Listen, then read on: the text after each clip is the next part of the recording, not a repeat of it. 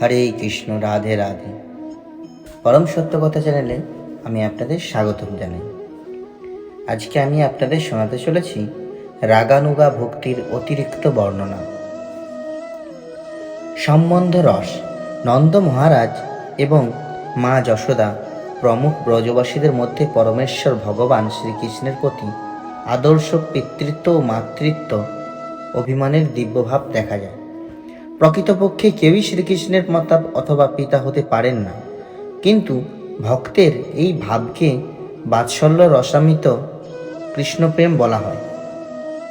বৃষ্ণিবংশীয়রাও, এখানে বৃষ্ণিবংশীয়রাও বলতে বোঝায় দ্বারকায় শ্রীকৃষ্ণের আত্মীয়রা, এইভাবে দ্বারা ভাবিত ছিলেন। সুতরাং বাৎসল্য রসে শ্রীকৃষ্ণের প্রতি স্বতঃস্ফূর্ত অনুরাগ দ্বারকায় বৃষ্ণীয় বংশীয় ও ব্রজবাসী উভয়ের মধ্যেই দেখা গিয়েছিল।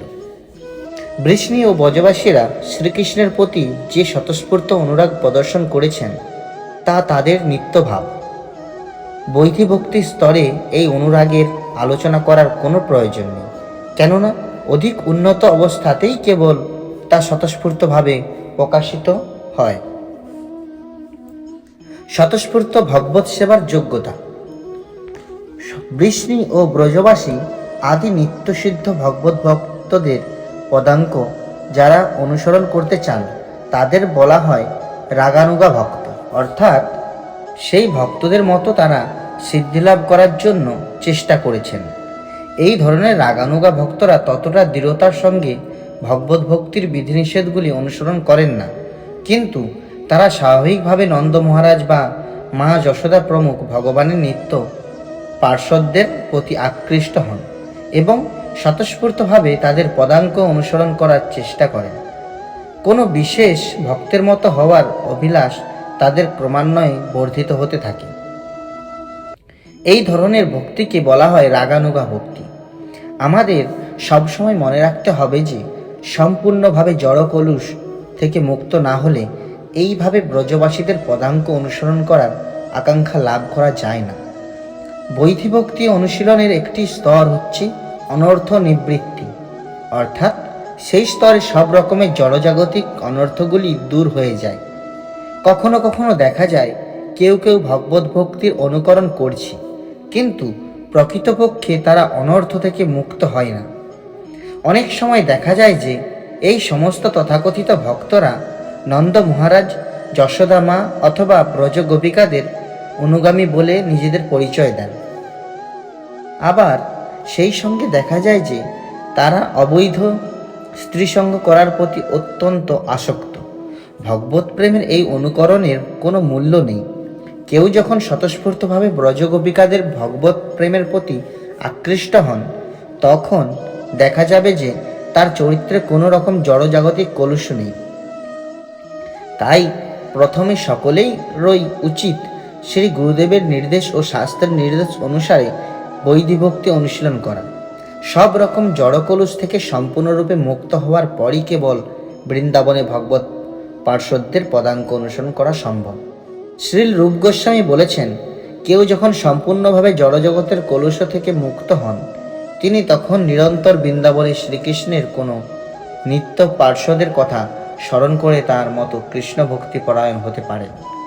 এই ধরনের প্রবণতা প্রকাশিত হলে নিরন্তর মানুষেও বৃন্দাবনে বাস করা যায়। অর্থাৎ যদি সম্ভব হয় তাহলে ব্রজভূমি বৃন্দাবনে গিয়ে সেই চিন্ময় ব্রজধামে ভগবানের নিত্য পার্শ্বদের অনুগামী হয়ে ভগবানের সেবায় যুক্ত হওয়া উচিত। কিন্তু তা যদি সম্ভব না হয় তাহলে মানুষে অর্থাৎ সেই অবস্থায় অধিষ্ঠিত হওয়ার ধ্যান করে নিরন্তর ভগবানের সেবায় যুক্ত হওয়া যেতে পারে।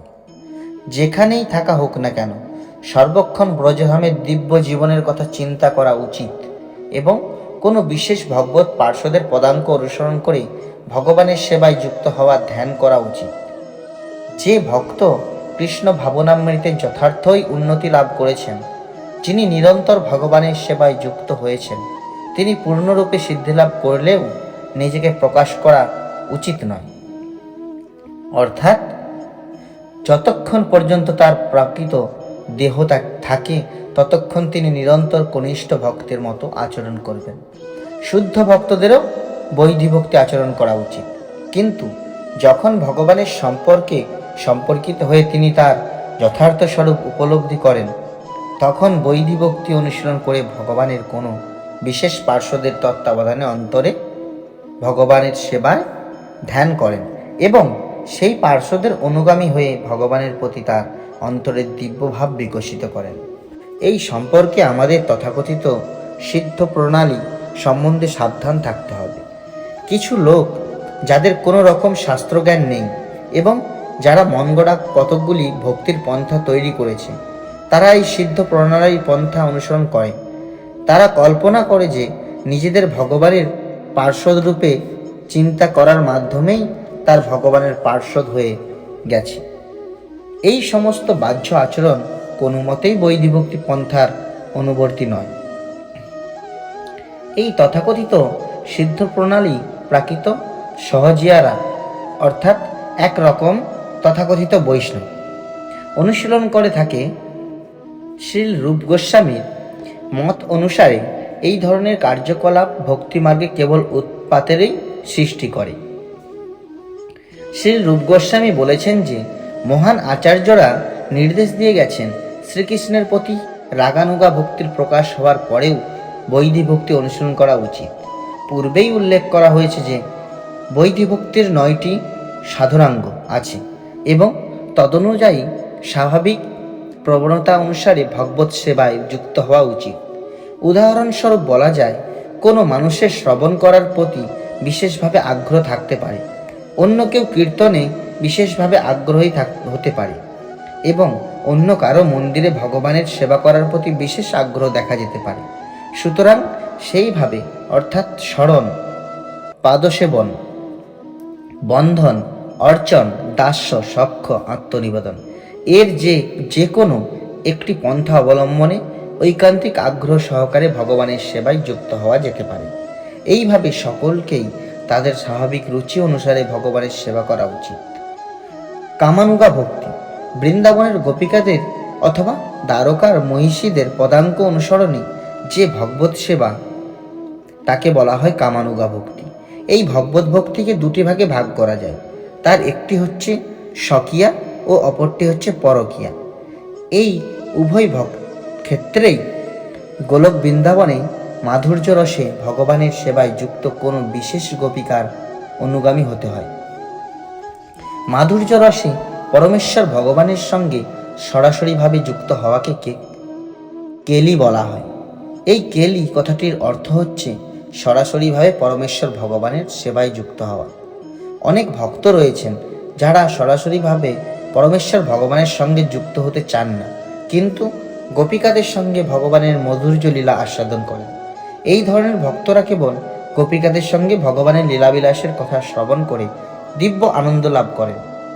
শাস্ত্রের বিধি নিষেধের অনুসরণ করে যারা বৈধিভক্তি অনুশীলন করেছেন, বিশেষ করে শ্রী মন্দির রাধাকৃষ্ণের আরাধনা করেছেন, তাদেরই হৃদয়ে কেবল কামানুগা ভক্তির প্রকাশ হয়। এই ধরনের ভক্তরা ধীরে ধীরে ভগবানের শ্রী বিগ্রহের প্রতি স্বতঃস্ফূর্ত প্রেম লাভ করেন এবং গোপিকাদের সঙ্গে ভগবানের মাধুর্য লীলাবিলাসের কাহিনী শ্রবণ করে তারা সেই লীলাবিলাসের প্রতি আকৃষ্ট হন। এই স্বতঃস্ফূর্ত আকর্ষণ যখন অত্যন্ত প্রবল হয়, তখন তিনি পূর্বোক্ত দুটি বিভাগের যে কোনো একটি বিভাগে অধিষ্ঠিত হন। শ্রীকৃষ্ণের প্রতি এই মাধুর্য প্রেম কেবল শ্রীলোকদের মধ্যেই প্রকাশিত হয় না। অপ্রাকৃত ভগবত প্রেমের সঙ্গে দেহের কোনো সম্পর্ক নেই। কোনো স্ত্রীলোক শ্রীকৃষ্ণের প্রতি সখ্যভাব লাভ করতে পারেন, তেমনি কোনো পুরুষ বৃন্দাবনে ব্রজ গোপিকার মতো শ্রীকৃষ্ণের প্রতি প্রেম প্রয়ণ হয়ে একজন গোপিকার রূপ প্রাপ্ত হতে পারেন। কি করে একজন পুরুষ ভক্ত গোপিকা হওয়ার বাসনা করতে পারেন, সেই সম্বন্ধে পদ্মপুরাণে বলা হয়েছে। পুরাকালে দণ্ডকারণ্যে বহু ঋষি ছিলেন। দণ্ডকারণ্য হচ্ছে সেই বন যেখানে শ্রী রামচন্দ্র পিতার আদেশে 14 বছরের জন্য বনবাসী হয়ে অবস্থান করেছিলেন। সেই সময়কার অনেক মহর্ষি শ্রী রামচন্দ্রের রূপের প্রতি আকৃষ্ট হয়েছিলেন এবং তারা কামনা করেছিলেন তারা যেন স্ত্রী শরীর প্রাপ্ত হয়ে ভগবান শ্রী রামচন্দ্রকে আলিঙ্গন করতে পারেন। পরবর্তীকালে শ্রীকৃষ্ণের অবতরণের সময় এই মহর্ষিরা গোলক বৃন্দাবনে শ্রীকৃষ্ণের সখী গোপ বধূরূপে জন্মগ্রহণ করেন। এইভাবে তারা তাদের পারমার্থিক জীবনে সিদ্ধি লাভ করেন। দণ্ডকারণ্যের ঋষিদের কাহিনী এইভাবে বিশ্লেষণ করা হয়েছে। শ্রী রামচন্দ্র যখন দণ্ডকারণ্যে ছিলেন তখন যে সমস্ত ঋষিরা সেখানে ভগবত ভক্তি অনুশীলন করেছিলেন তারা তার রূপের প্রতি আকৃষ্ট হন এবং তাদের স্মৃতিপথে শ্রীকৃষ্ণের সঙ্গে মাধুর্য রসে লীলাবিলাস রত ব্রজ গোপিকাদের স্মৃতির উদয় হয়। তা থেকে স্পষ্টই বোঝা যায় যে দণ্ডকারণ্যের ঋষিরা ব্রজ গোপিকাদের মতো মাধুর্য রসে ভগবানের সঙ্গে সম্পর্কযুক্ত হতে চেয়েছিলেন। যদিও তারা পরমেশ্বর ভগবানকে শ্রীকৃষ্ণ ও শ্রী রামচন্দ্র এই উভয় রূপেই জানতেন। তারা জানতেন যে যেহেতু শ্রী রামচন্দ্র একজন আদর্শ রাজারূপে লীলাবিলাস করেছেন তাই তিনি একাধিক পত্নী গ্রহণ করতে পারেন না, কিন্তু শ্রীকৃষ্ণ যেহেতু বৃন্দাবনে লীলাবিলাস পরায়ণ পূর্ণ পুরুষোত্তম তাই তিনি তাদের সকলের সেই মনোবাসনা পূর্ণ করতে পারেন। সেই সমস্ত ঋষিরা উপলব্ধি করেছিলেন যে শ্রীকৃষ্ণের রূপ শ্রী রামচন্দ্রের থেকে অধিক মনোহর এবং তাই তারা পরবর্তী জীবনে শ্রীকৃষ্ণের সঙ্গ লাভ করার জন্য বৃন্দাবনে গোপীরূপে জন্মলাভ করার প্রার্থনা করেছিলেন। তাদের সেই প্রার্থনা শুনে শ্রী রামচন্দ্র মৌনতা অবলম্বন করেছিলেন। তার সেই মৌনতা থেকে বোঝা গিয়েছিল যে তিনি সেই সমস্ত ঋষিদের প্রার্থনা পূর্ণ করতে সম্মত হয়েছিলেন। এইভাবে তারা তাদের পরবর্তী জীবনে শ্রীকৃষ্ণের সঙ্গ লাভ করার জন্য শ্রী রামচন্দ্রের কৃপাশীর্বাদ লাভ করেছিলেন। এই আশীর্বাদের ফলে তারা গোকুলে ব্রজবাসীদের কন্যারূপে জন্মগ্রহণ করেন এবং তাদের পূর্বজন্মে বাসনা অনুসারে তারা শ্রীকৃষ্ণের লীলায় অংশগ্রহণ করে তার সঙ্গ লাভ করার সৌভাগ্য অর্জন করেন। এইভাবে শ্রীকৃষ্ণের মাধুর্য লীলায় অংশগ্রহণ করে তারা তাদের দিব্যভাব বিকশিত করে তাদের মানব জন্ম সার্থক করেছিলেন। প্রেম ভক্তিকে দুটি ভাগে ভাগ করা হয়, যথা স্বামী স্ত্রী রূপে স্বকীয়া প্রেম এবং প্রেমিক প্রেমিকা রূপে পরকীয়া প্রেম। শ্রীকৃষ্ণের পত্নী রূপে যার ভগবত প্রেম বিকশিত হয় তিনি দ্বারকায় উন্নীত হয়ে ভগবানের মহিষী রূপে শ্রীকৃষ্ণের পার্শ্বদত্ত লাভ করেন এবং শ্রীকৃষ্ণের প্রেমিকা রূপে যাদের প্রেম বিকশিত হয় তারা গোলক বৃন্দাবনে উন্নীত হয়ে গোপিকা রূপে শ্রীকৃষ্ণের লীলায় অংশগ্রহণ করার পরম সৌভাগ্য অর্জন করেন। এখানে খুব সতর্কতার সঙ্গে একটি জিনিস আমাদের বুঝতে হবে যে গোপী অথবা মহিষী রূপে শ্রীকৃষ্ণের প্রতি মাধুর্য প্রেম পরায়ণ হওয়া কেবল স্ত্রীলোকদের ক্ষেত্রেই সীমিত নয়, পুরুষদের পক্ষেও সেই ভাব বিকশিত করা সম্ভব, যা দণ্ডকারণ্যে ঋষিদের মাধ্যমে প্রমাণিত হয়েছে। কেউ যদি প্রেম ভক্তির ভগবানের সঙ্গে সম্পর্কযুক্ত হতে চান কিন্তু গোপিকাদের পদাঙ্ক অনুসরণ না করেন তাহলে তিনি দ্বারকায় উন্নীত হয়ে ভগবানের সঙ্গ লাভ করবেন।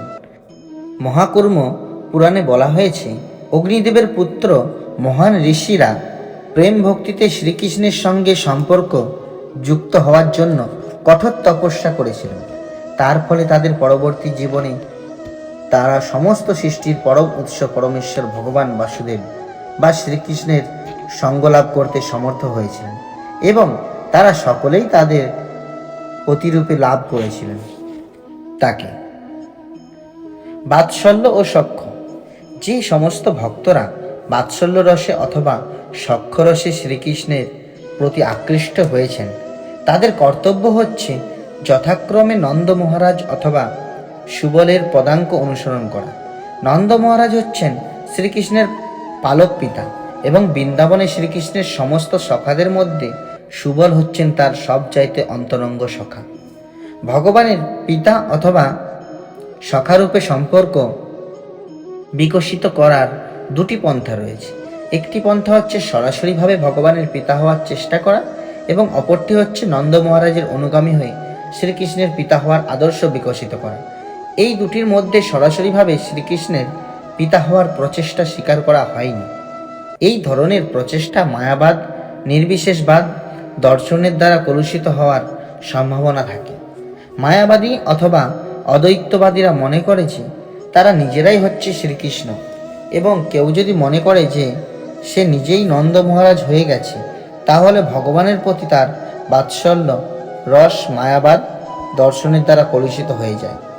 মায়াবাদী দার্শনিকদের মনোভাব অপরাধজনক এবং কোনো অপরাধী ভগবানের রাজ্যে প্রবেশ করে ভগবানের সঙ্গ লাভ করতে পারে না। স্কন্দপুরাণে পাণ্ডবদের রাজধানী হস্তিনাপুরবাসী এক বৃদ্ধের কাহিনী বর্ণনা করা হয়েছে। সেই বৃদ্ধ তার পুত্ররূপে শ্রীকৃষ্ণকে কামনা করেছিলেন। নারদ মুনি সেই বৃদ্ধকে নন্দ মহারাজের পদাঙ্ক অনুসরণ করতে নির্দেশ দেন এবং তার ফলে তার মনোবাসনা পূর্ণ হয়।